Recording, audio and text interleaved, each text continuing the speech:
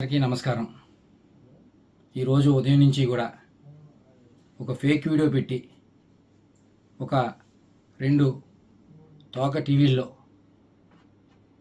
రకరకాలుగా లేనిది ఉన్నట్టుగా, ఏముందో ఏం లేదో తెలియని పరిస్థితిలో లేనిది ఉన్నట్టుగా చూపించి శిలలో పల్లలో అల్లి చూపిస్తున్న కొన్ని టీవీ ఛానల్ చూశాను. ఆ టీవీ ఛానల్ పరిస్థితి చూసి దాని గురించి మీ అందరికీ చెప్దాని ఉద్దేశంతో ఈరోజు మీ ముందుకు ఎలా వచ్చా. గత 6 నెలలుగా నాకు కొన్ని ఫేక్ కాల్స్ వస్తూ ఉన్నాయి అన్నోన్ నెంబర్ నుంచి.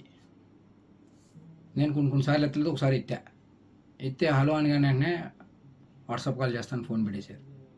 వాట్సాప్ కాల్ చేయడంతోనే నేను ఎత్తిన వెంటనే మీ వీడియో నా దగ్గర ఉంది, మీరు మర్యాదగా మాకు డబ్బులు ఇవ్వండి, ఇవ్వకపోతే ఆ వీడియో బయట పెడతాం అని చెప్తే, ఏం చేసుకుంటే చేసుకో, ఏ వీడియో నా దగ్గర ఏముండదు, మీ దగ్గర అది అటువంటి వీడియోలు ఏమి ఉండవు, మీరు ఏం చేసుకుంటే చేసుకోండి నేను చెప్పాను. చెప్తే వెంటనే ఒక వీడియో పెట్టి వాట్సాప్లో నేను చూస్తాను కానీ మళ్ళీ డిలీట్ చేసాడు. తీరా ఆ వీడియో చూస్తే ఒక ఫంక్షన్లో ఒక ఫ్రెండ్ తాలూకా వాళ్ళ అబ్బాయి పుట్టినరోజు అయితే విషయం చెప్పమని వీడియో కాల్ చేస్తే ఆ వీడియో కాల్లో విషయం చెప్పాను. దాన్ని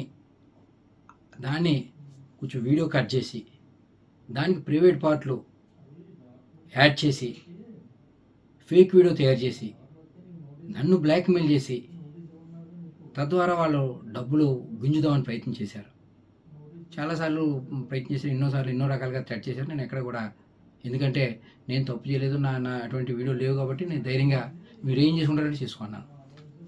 అలా చాలాసార్లు చేసి ఇంకా ఎటు నేను లొంగపోవడంతో ఒకసారి ఫోన్ చేసి, సరే ఏదో తప్పు జరిగిందండి, ఇంకెప్పుడు ఇటువంటి చేయం, మీరు మాకు కొంచెం హెల్ప్ చేయండి, ఇక్కడితో ఇది వదిలేస్తాం, ఏదో తప్పు రేటో చేసాం, మాకు మా వాళ్ళకి బాగాలేదు, హాస్పిటల్లో ఉన్నారని సాయం చేయమంటే డబ్బులు సాయం చేశాను. ఒకసారి పెళ్ళి అంటే సాయం చేశాను, ఒకసారి ఎవరో చనిపోయారంటే సాయం చేశాను, మానవత దృక్పథంతో చేశాను. అలాగే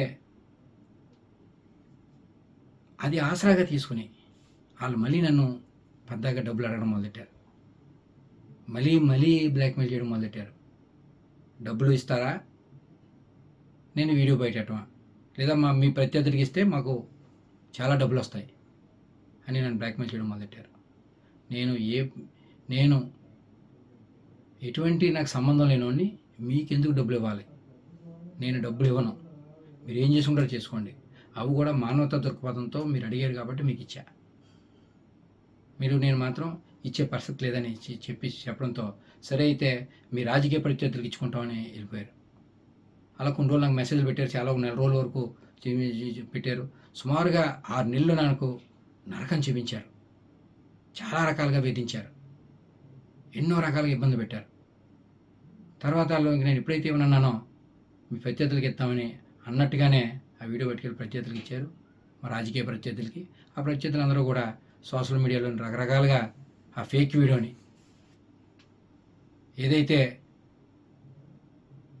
డీప్ ఎడిటెడ్ ఫేక్ వీడియో, ఆ ఫేక్ వీడియోని అందరూ వైరల్ చేయడం, కొన్ని టీవీ ఛానల్లో అదే దానికి చెలలో పల్లలో అల్లించి చూపించడం, ఇటువంటి పరిస్థితులు ఇవాళ చూసాం.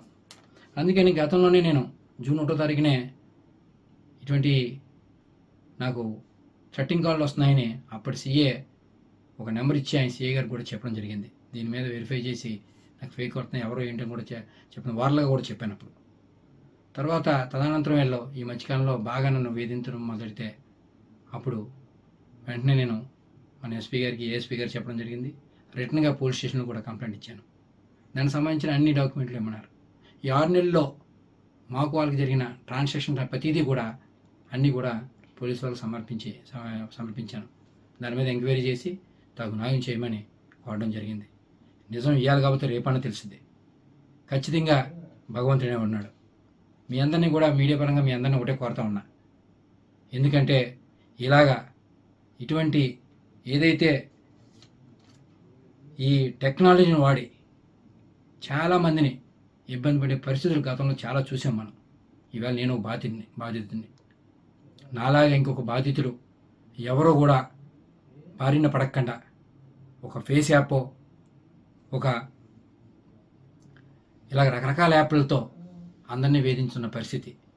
నాలాగా ఇంకొక బాధితుడు బాధపడకుండా ఇలాగా ఫేక్ వీడియోలు పెట్టి డబ్బుల గురించి ప్రయత్నం చేసే వాళ్ళకి సహాయ సహకారాలు అందకుండా అడ్డుకట్ట వేయాలని మీరందరూ ఆ దిశగా మీరందరూ సహాయ సహకారాలు అందియాలని వీళ్ళందరినీ కూడా చేతులు జోడించి వీళ్ళందరినీ అభ్యర్థిస్తూ ఉన్నా.